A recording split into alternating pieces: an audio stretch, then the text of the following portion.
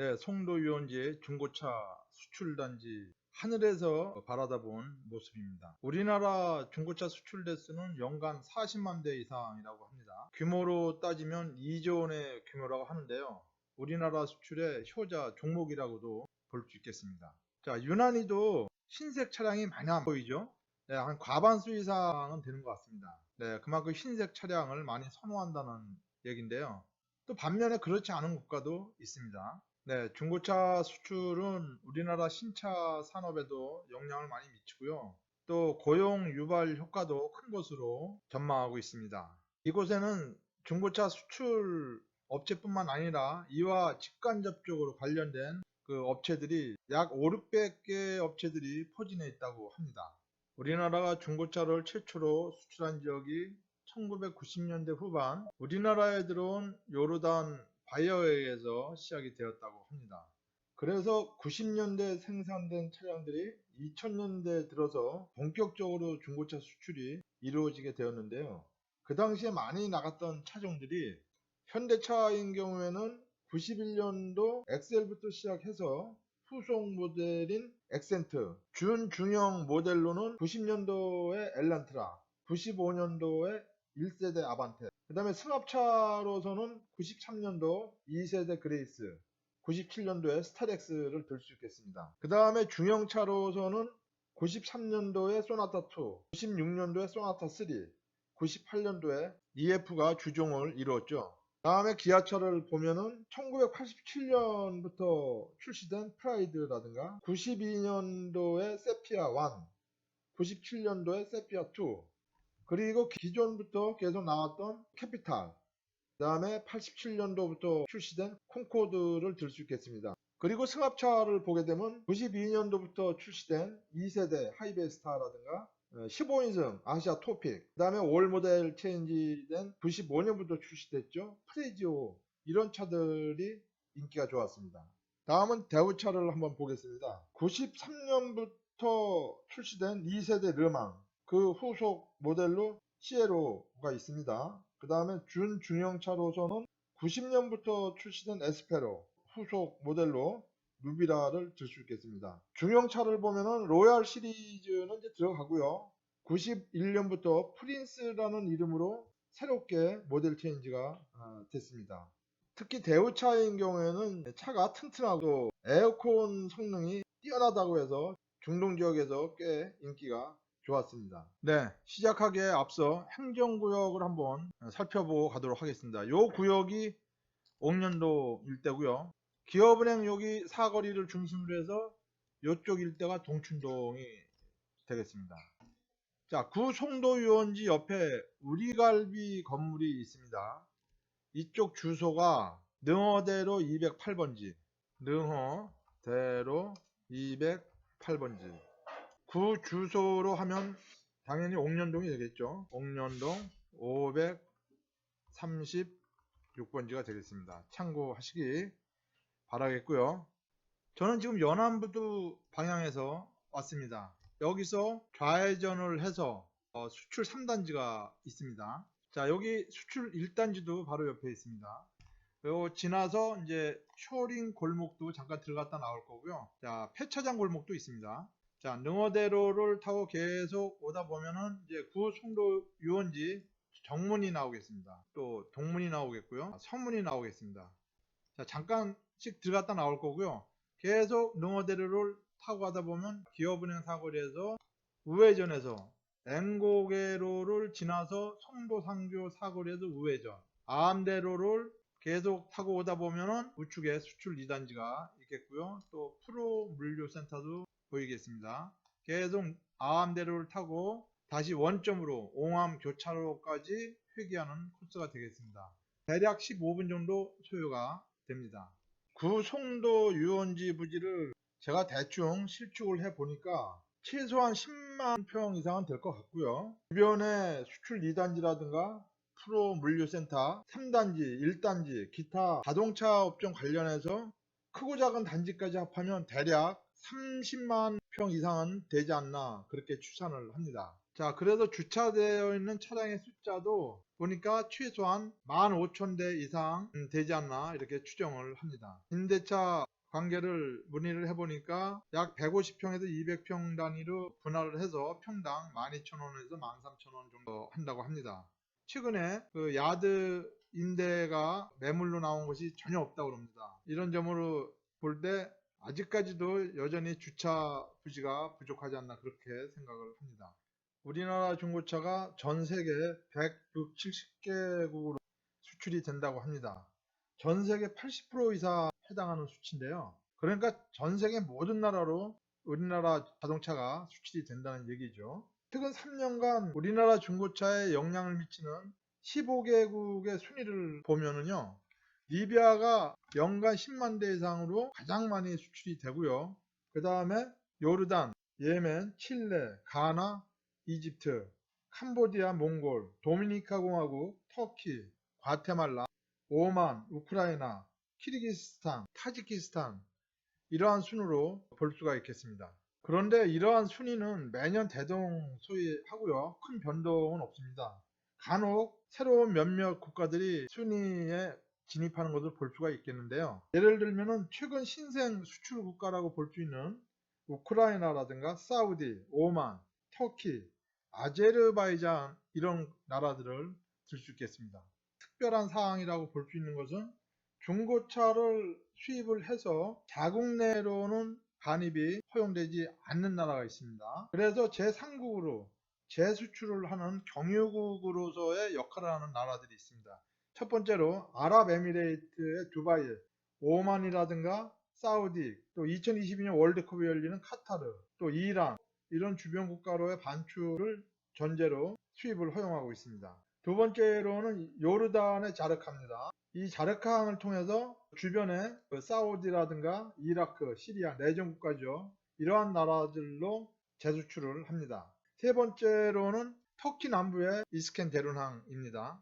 여기를 통해서 시리아라든가 이라크 쪽으로 재판매가 됩니다. 또 마지막으로 칠레의 아키케항입니다. 이 아키케항을 통해서 인근의 몰리비아라든가 파라과이 이런 주변 국가로 다시 수출을 하게 됩니다. 인근에 아르헨티나가 있는데요. 브라질과 마찬가지로 세계 유수의 자동차 제조사의 다국적 기업이 많이 진출해 있는 나라입니다. 중남미에서 브라질에 이어 두 번째로 자동차 시장이 가장 큰 나라라고 볼 수 있겠습니다. 중고차는 거의 들어가지 않는 걸로 알고 있습니다. 최근 환율 변동이 큰 폭으로 있었습니다.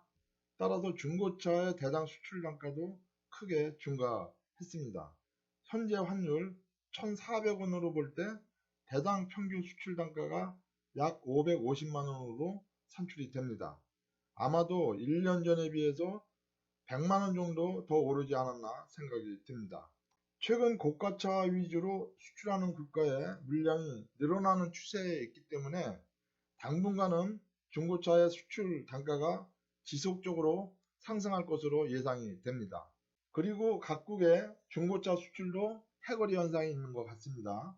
순위권 내에서 왕성하게 교역이 이루어지다가도 자국의 사정이나 규제로 인하여 순위에서 멀어지는 경우를 볼 수가 있습니다. 예를 들어서 베트남이라든가 필리핀, 수단, 마다가스카라 이런 나라들을 들 수가 있겠습니다. 그리고 사우디인 경우에는 2018년 이후에 여성운전 금지 조치가 해제되면서 중고차에 대한 관심과 수요가 증가 추세에 있고요. 현재 우리나라 온라인 플랫폼상에서 왕성한 교역이 이루어지는 것으로 알고 있습니다. 우리나라 중고차를 연간 1000대 이상 수출하는 국가가 약 35개국 이상, 10,000대 이상 수출하는 국가가 약 10개국 이상, 그리고 고가차 위주로 수출하는 국가가 15개국 이상 된다고 합니다. 여기서 고가차라고 하면은 우리나라 화폐로 약 800에서 900만원 이상 가는 차량을 말하는데요. 주로 러시아라든가 요르단, 사우디, 카자흐스탄, 우크라이나, 팔레스타인, 아랍에미리트 이런 나라들을 들 수가 있겠습니다. 지도에서 보는 바와 같이 우리나라 중고차가 가장 많이 수출되는 지역이 중동 지역인데요. 우리나라 총 중고차 수출 물량의 약 60% 이상을 감당한다고 합니다. 특히 아랍에미리트인 경우에는 동아프리카 일부 지역, 그러니까 지부티라든가 에티오피아, 그리고 인접 국가인 이란, 바레인, 이라크 이런 나라들을 통해서 재판매가 이루어집니다. 두 번째는 중앙아시아인데요. 러시아를 비롯해서 구소련 독립국가 연합인 우크라이나, 카자흐스탄, 키르기스탄, 조지아, 아제르바이잔 등을 들 수 있겠습니다. 몽골도 편의상 이쪽 지역에 속한다고 봐야 되겠죠. 최근 전쟁으로 인해서 이런 나라들을 통해서 러시아 쪽으로 많은 중고차가 들어가는 정황이 포착되고 있습니다. 세 번째는 중남미 지역입니다. 대표적인 나라가 칠레, 과테말라, 도미니카 공화국, 그리고 지금은 많이 쇠퇴했지만 페루를 들 수 있겠습니다. 네 번째 동남아 지역인데요. 대표적인 나라가 베트남, 필리핀, 캄보디아, 미얀마 등을 들 수 있겠습니다. 마지막으로 아프리카 지역인데요. 아프리카 지역을 보면요. 북쪽으로는 이집트, 리비아, 알제리, 튀니지, 모로코 이런 나라들을 볼 수가 있고요. 그 다음에 동아프리카, 예를 들어서 수단이라든가 케냐, 에티오피아, 콩고, 남아공 이런 나라들이 자리 잡고 있습니다. 또 서아프리카 쪽은 세네갈, 또 가나, 나이지리아, 앙골라, 나미비아 이런 나라들을 볼 수가 있습니다. 동아프리카의 대부분의 나라들이 이제 우엔들 국가입니다. 일본산 중고차가 많이 들어가고 있고요. 예외적으로 소말리아라든가 에티오피아, 르완다, 수단, 콩고 민주공화국, 마다가스카라 이런 나라들은 좌엔들 국가입니다. 그래서 어느 정도 우리나라 중고차가 동아프리카 지역으로 나가고 있는 것입니다. 그런데 여기 보면은 소말리아라든가 또 남수단, 르완다, 부룬디, 말라위 이런 나라들은 세계 최빈국입니다. 내전이라든가 범죄, 이 치안 상태 상당히 안 좋죠. 이런 나라들로는 중고차 수출이 상당히 어렵다고 봐야 할 것 같습니다. 서아프리카의 대부분의 나라들은 이제 좌엔들 국가로서 우리나라 중고차가 많이 나가고 있습니다. 특히 가나인 경우에는 우리나라의 서아프리카 최대 수출국이라고 볼 수가 있습니다.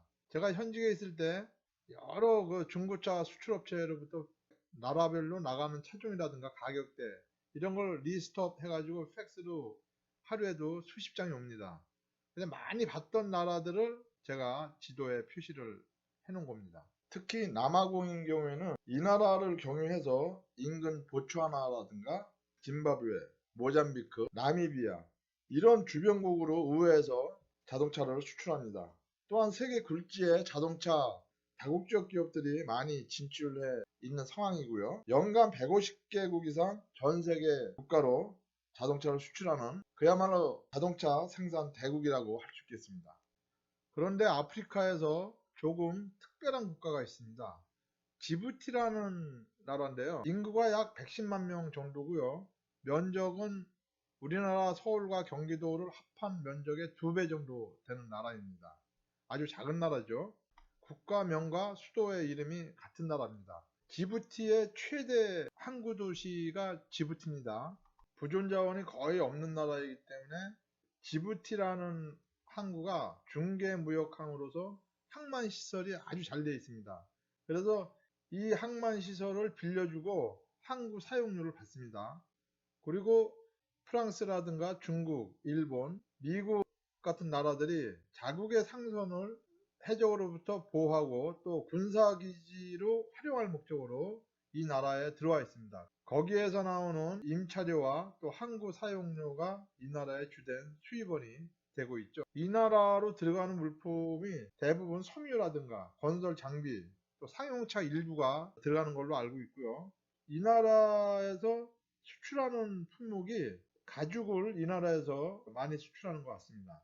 그런데 지도에서 보면은 이 에티오피아라는 나라가 내륙 지역입니다. 그래서 반드시 지부티를 통해서 모든 교역이 이루어집니다. 그리고 소말리아 같은 경우에도 이렇다 할 선박 저반 시설이 안 되어 있기 때문에 지부티 항을 통해서 모든 물자가 이동이 되고 있습니다. 마주보고 있는 나라가 예멘인데요. 예멘과는 옛부터 지속적으로 교역이 이루어져 왔고요.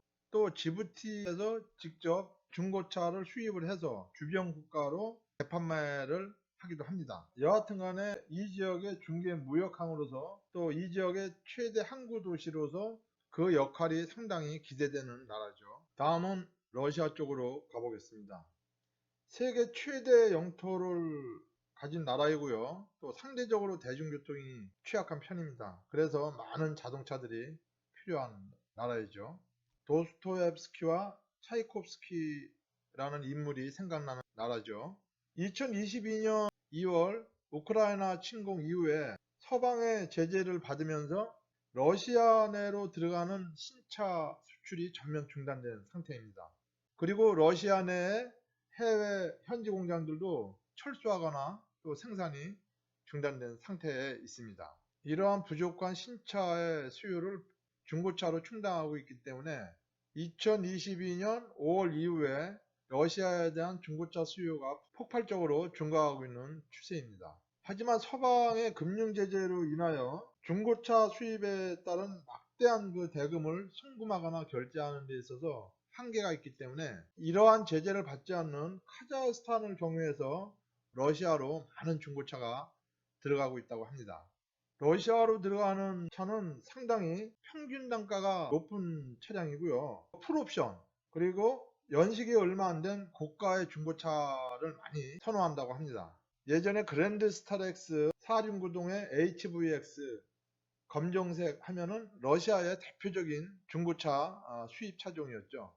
역시 지금도 스타리아 4WD 풀옵션 하면은 4,500~600만원 정도 가고요. 펠리세이드 VIP 풀옵션인 경우에 6,100~200만원 정도 갑니다. 이뿐만 아니라 버스라든가 건설 장비들도 많이 들어갑니다. 그리고 최근에 외산차를 병행 수입해서 많이 들어간다고 합니다. 현대 기아차는 금융 파동 그러니까 2008년 이후에 병행 수입을 금지하고 있습니다. 그러니까 국내 내수용 신차의 해외 반출을 금지하고 있는 거죠.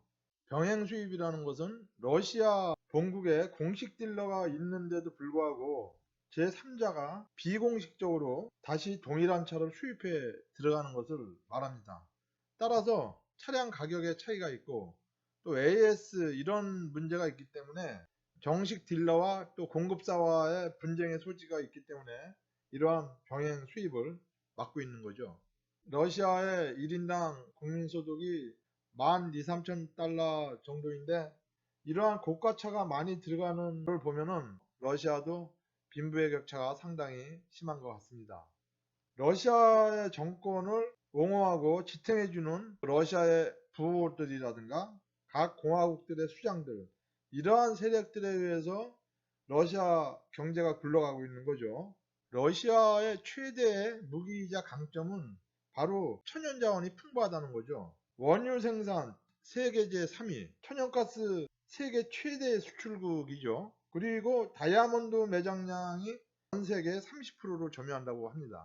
이러한 풍부한 자원을 가지고 있기 때문에 전쟁도 장기적으로 치를 수가 있고 또 국민들의 불만이라든가 여론도 잠재울 수가 있고요. 그리고 세계에서 가장 인구가 많은 중국이나 또 인도와의 교역이 원활히 이루어지기 때문에 전쟁이 다소 불리한 상황으로 간다든가 아니면 서방의 그 강력한 경제적인 제재가 있다고 하더라도 쉽게 협상하거나 또 물러서는 그런 나라는 아닌 것 같습니다. 이러한 상황들이 우크라이나 입장에서는 참으로 안타깝고 열세적인 요인이죠. 지금 지도에서 보는 바와 같이 우크라이나와 러시아와의 전쟁은 자원전쟁이라고 해도 과언이 아닐 정도로 우크라이나 동남부 지역, 돈바스 지역, 루안스크, 도네츠크, 또 자포리자, 헤르손에 이르기까지 이 동남부 지역에 엄청난 천연자원이 매장되어 있다고 합니다. 이러한 지역을 탈환하기 위해서 우크라이나와 러시아가 치열한 피 튀기는 전쟁을 하고 있지 않나 그러한 생각도 떨쳐버릴 수가 없는 거죠. 다음은 우크라이나입니다. 우리나라 인천항에서 출발해서 말레이 반도를 지나서 인도양, 홍해를 지나 수에즈 운하를 통과해서 지중해, 이렇게 우크라이나 남부 오데사 항으로 들어가야 되는데 지금 전쟁으로 인해서 전혀 들어가지 못하고 있습니다. 우크라이나는 우리나라 중고차 수출국으로 최근에 급부상한 나라이고요. 또 이번 전쟁으로 인해서 수십만 대 또는 100만 대에 가까운 차량들이 불타거나 파손된 걸로 알고 있습니다. 코로나가 완전히 종식되지 않은 상태에서 우크라이나 전쟁이 시작이 되고 중국의 많은 도시들이 또 봉쇄됨으로 인해서 전 세계가 산업적으로 또 경제적으로 몸살을 앓고 있습니다. 일단 유가 에너지 비용이 상승함으로 인하여 선적 물류 비용이라든가 각국의 물가 상승을 초래하였고요. 또 공급망 차질로 인하여 부품 소재 가격이 폭등하는 사태까지 이르렀습니다.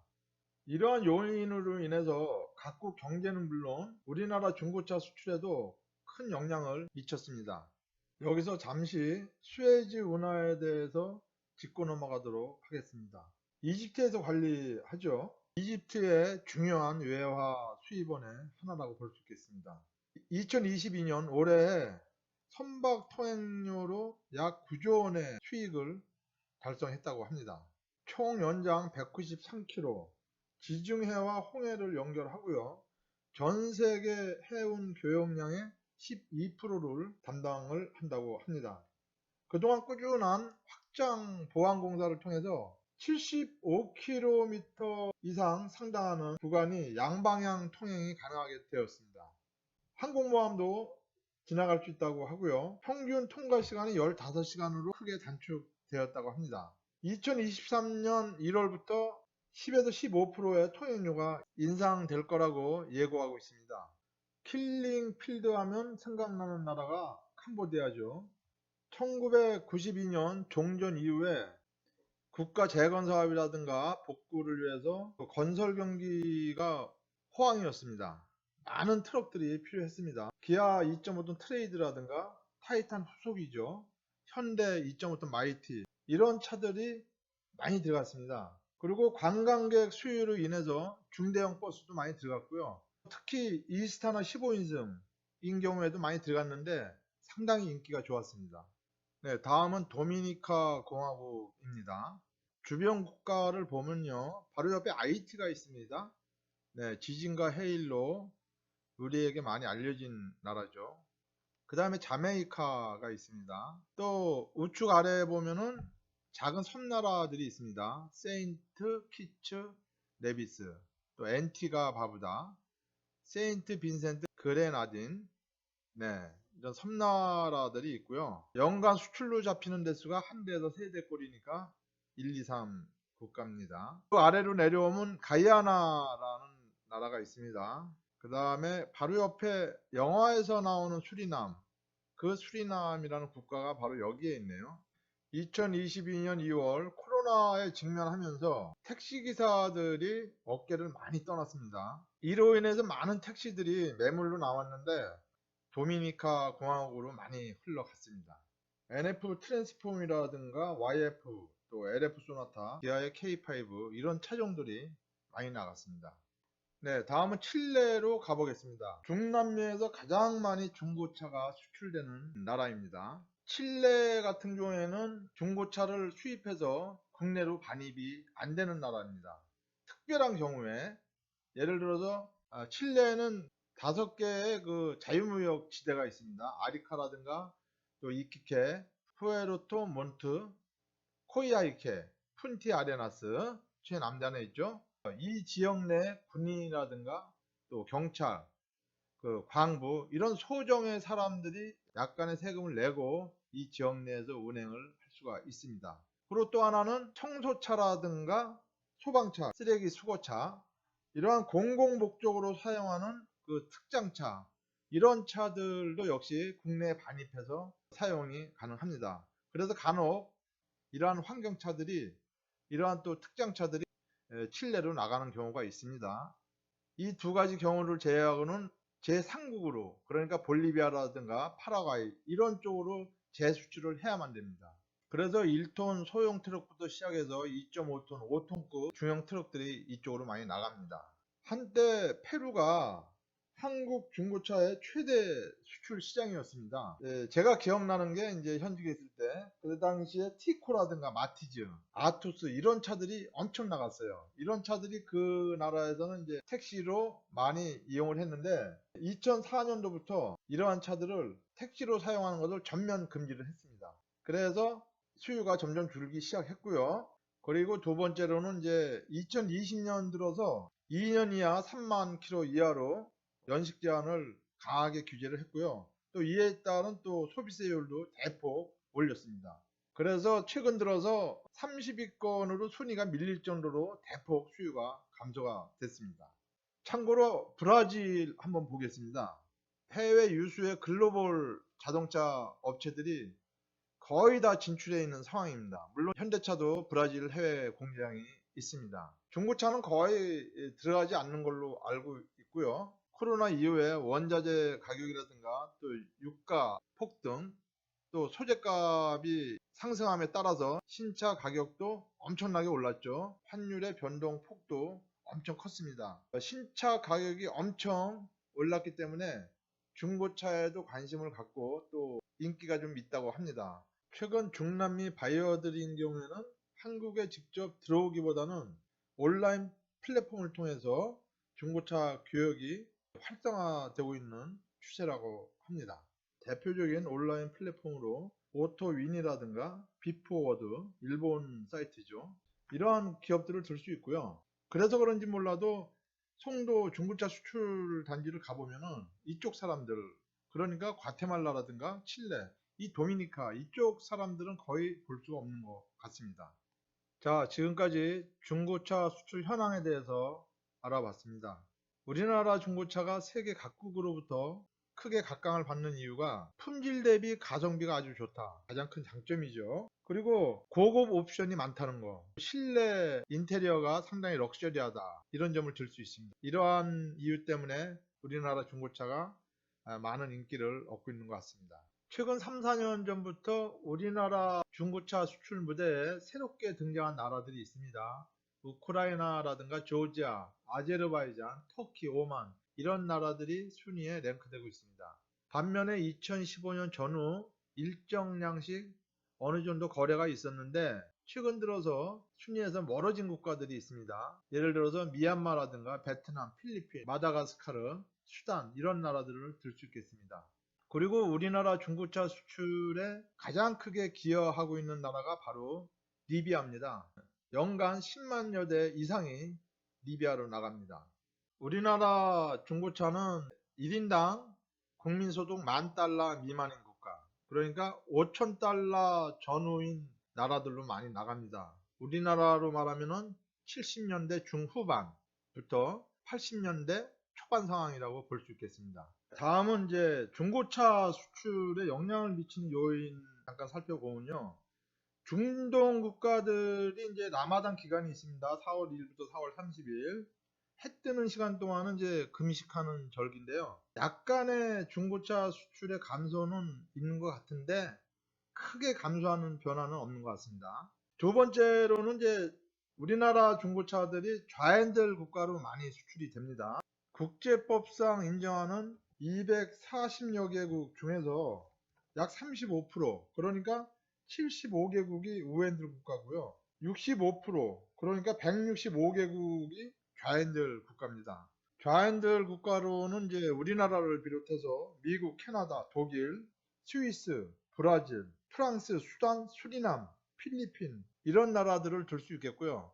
우핸들 나라로는 영국을 비롯해서 일본, 남아공, 탄자니아, 케냐, 인도, 스리랑카, 호주, 뉴질랜드를 들 수 있겠습니다. 중고차인 경우에는 리비아 쪽으로 가장 많이 나가지만 신차인 경우에는 미국으로 가장 많이 나갑니다. 연간 80만 대 이상이 나갑니다. 신차가 많이 나가는 나라는 상대적으로 중고차가 적게 나간다고 볼 수도 있겠습니다. 또 연간 수출로 잡히는 대수가 한 대에서 세 대, 1, 2, 3 국가인 경우에는 우핸들 국가일 수도 있고요. 선교사라든가 또 이민자에 의해서 차가 들어가지 않나 그렇게 추측을 합니다. 그리고 폐차 후에 수출되는 차량, 가장 최저가로 나가는 차량이 있습니다. 이러한 차종들은 주로 내전 중인 나라, 리비아라든가 또 예멘, 시리아, 이라크, 이런 나라들로 주로 나갑니다.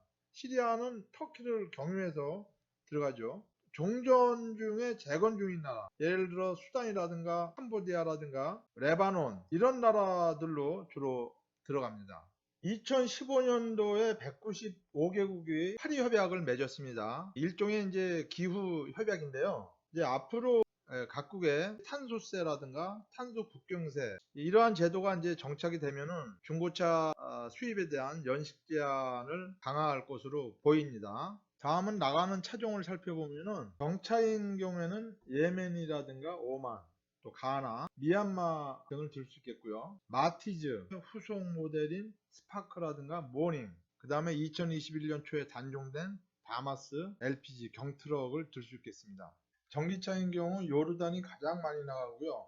하이브리드 역시 요르단의 수요가 가장 많고, 그 이외에 키르기스스탄이라든가 르완다라든가 러시아 쪽으로 적지 않게 나간 것을 볼 수가 있습니다. 화산 지형이나 또 산악지대가 많은 중남미 국가로는 중대형 SUV, 사륜 구동차가 많이 나가는 편입니다. 예를 들어 테라칸이라든가 소렌토, 산타페 2.2 이런 모델들을 들 수 있겠습니다. 1톤 트럭부터 중대형 트럭은 종전 후의 캄보디아, 내전 중인 리비아, 예멘, 산악지대가 많은 칠레 이런 쪽으로 고르게 나가고 있습니다. 소형 세단부터 중대형 세단에 이르기까지 전체적으로 고르게 나가는 국가들이 리비아, 예멘, 이집트, 타지키스탄 이런 나라들을 들 수 있겠습니다. 소형 승합차, 그러니까 프레지오라든가 스타렉스, 쌍용의 이스타나 이런 차종들은 2000년대 이후에 리비아라든가 터키, 요르단 쪽으로 엄청 나갔던 차종입니다. 코러스라든가 콤비, 카운티, 기아의 그랜보드, 현대 에어로타운, 유니버스 이런 차종들은 도미니카 공화국이라든가 과테말라, 온두라스 이런 중남미 국가로도 많이 나가고요. 또 가나라든가 캄보디아, 필리핀, 미얀마 쪽으로도 나가는 편입니다. 그리고 스포티지라든가 투싼급 같은 차종은 오만이라든가 칠레, 예멘 쪽으로 많이 나갑니다. 예전에 제가 현직에 있을 때 기억을 되살려 보면은 2000년대에 기아 그랜보드, 파크웨이, 관광버스로 이제 중남미 파나마 쪽으로 많이 나간 걸로 기억이 되고요. 그 다음에 현대 에어로타운이라든가 유니버스, 파워텍 엔진 달린 거죠. 이런 버스들도 중남미 쪽으로 많이 나갔습니다. 자일 대우버스 2022년 7월 폐업 상태로 나와 있는데요. 좀 안타까운 소식입니다. 그 당시에 대우 로얄 시리즈 BH 11m급 이런 그 버스들이 러시아 쪽으로 많이 나간 걸로 기억하고 있습니다. 마지막으로 2022년에 들어서 중요한 법 개정이 두 가지가 있었죠. 그 하나는 대기환경 보존법인데요. 전기차인 경우에 국내 의무 보유기간이 2년에서 5년으로 늘어났습니다. 우리나라의 경우 부존자원이 거의 없는 상태에서 친환경차에 대한 핵심 광물을 전량 수입에 의존하기 때문에 이러한 북부 손실을 최소화하기 위해서 앞으로 전기차는 5년이 지나야만 해외 반출이 가능합니다. 2022년 6월 30일 이후 보조금 접수권부터 적용된다고 합니다. 두 번째로는 2022년 12월에 개정된 자동차 관리법인데요. 그동안 침수차인 경우 폐차 사업자에 한해서 해외 반출이 가능했는데 이제는 침수차의 해외 수출이 불가능해졌습니다. 안전상의 문제도 그렇고요. 선진국의 반열에 들어선 대한민국의 이미지에도 부정적 영향을 미치기 때문입니다. 결론적으로 말씀드리면 우리나라는 물론 세계적으로 안정을 회복하기 위해서는 러시아와 우크라이나 전쟁이 하루빨리 종식이 돼야 할 것 같습니다. 두 번째로는 중국의 도시봉쇄 빨리 풀려야 할 것 같습니다. 왜냐하면 자동차는 물론 전 산업적으로 공급망 해소도 그렇고요. 우리나라인 경우에 특히 지리적인 여건상 러시아는 물론 중국, 우크라이나 이런 가까운 나라의 수입 의존도가 높기 때문이죠. 우리나라가 러시아로부터 수입하는 대표적인 품목들이요. 천연가스라든가 석유, 화력 발전을 하기 위한 유연탄, 광물 등의 일부, 우라늄이라든가 니켈, 금, 다이아몬드 등을 들 수 있겠습니다.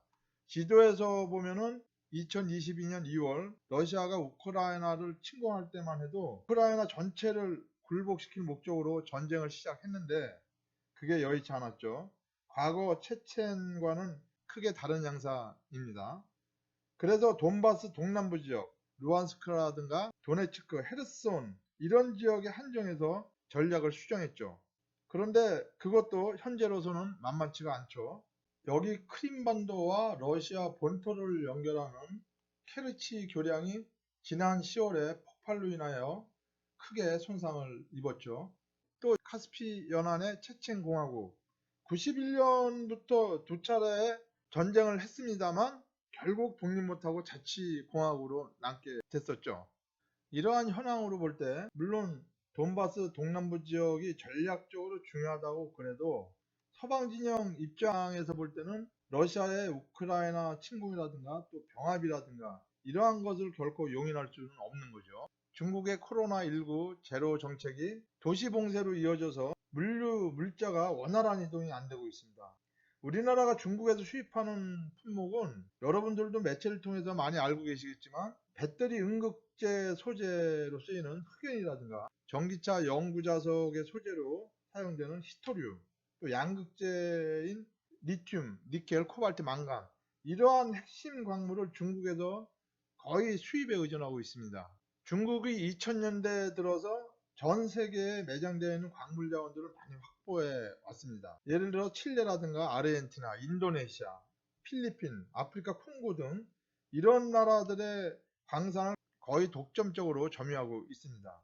이런 나라로부터 광석을 들여와서 중국 본토에서 소재로 가공해서 다시 재수출을 하고 있죠.